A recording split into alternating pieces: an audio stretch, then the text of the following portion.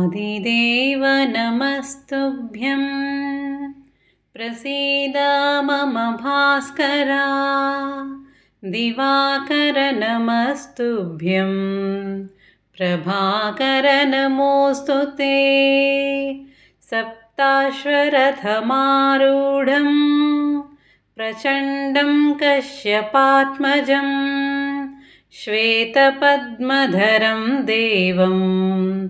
तं सूर्यं प्रणमाम्यहं लोहितं रथमारूढं सर्वलोकपितामहं महापापहरं देवं तं सूर्यं प्रणमाम्यहं त्रैगुण्यं च महाशूरं ब्रह्मविष्णु महेश्वरं महापापहरं देवं तं सूर्यं प्रणमाम्यहं बृंहितं तेजसां पुञ्जं वायुराकाशमेव च प्रभुस्त्वं सर्वलोकानां तं सूर्यं प्रणमाम्यहं बन्धूकपुष्पसङ्काशं हारकुण्डलभूषितम् एकचक्रधरं देवं तं सूर्यं प्रणमाम्यहं विश्वेशं विश्वकर्तारं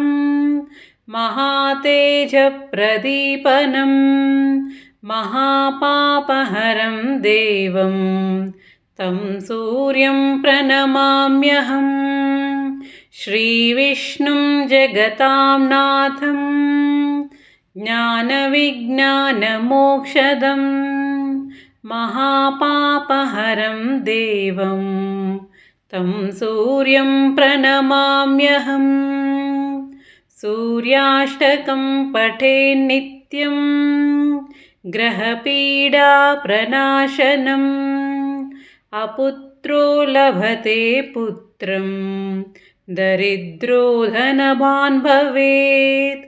आमिषं मधुपानं च यः करोति रवेर्दिने